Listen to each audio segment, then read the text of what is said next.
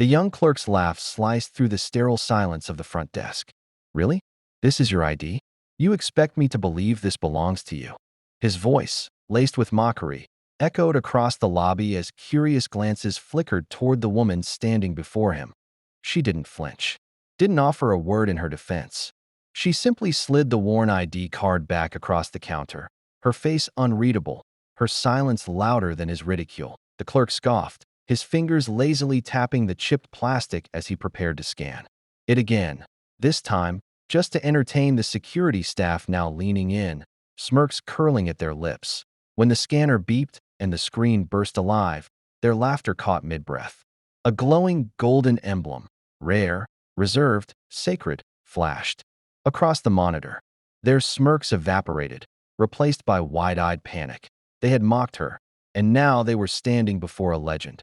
Only moments before, to them, she had seemed invisible, a woman past her prime, her hair streaked with gray, dressed in plain jeans and a jacket softened by time. A quiet visitor in a government building, holding an ID so faded it looked like it had survived storms and wars, because it had.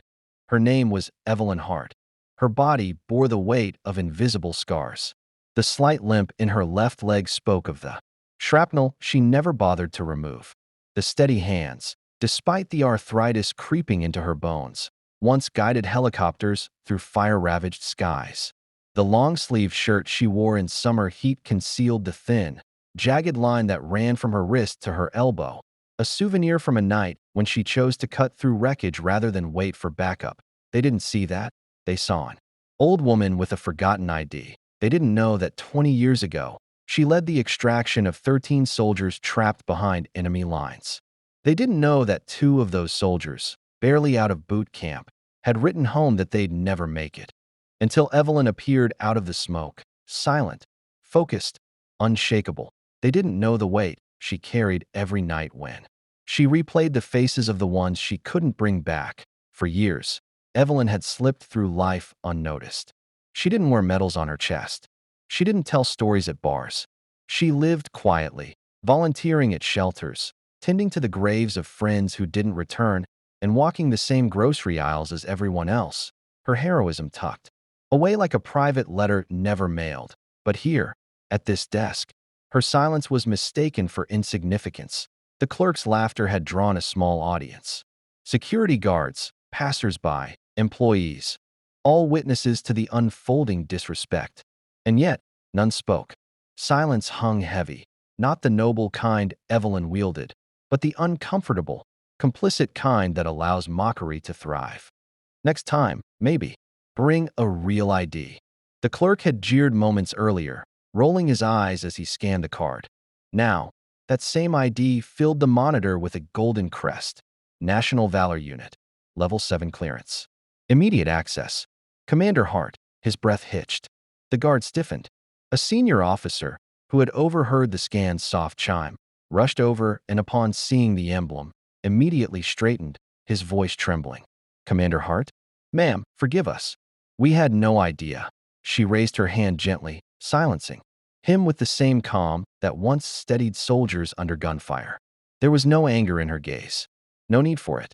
Some battles didn't require noise. Some victories were silent. You don't need to know who I am. She finally spoke, her voice low but firm. You just need to know there are people whose stories don't fit in the frame you expect. Those nearby lowered their eyes, some in shame, others in awe. A few, quietly, began to straighten their posture, as if in her presence they felt the weight of their own smallness. The senior officer saluted. Thank you for your service, Commander. Please, right this way. But Evelyn paused, turning back to the now pale-faced clerk. She left him with words that would echo in his mind long after. Respect isn't owed to uniforms or titles. It's owed to people before you know their stories.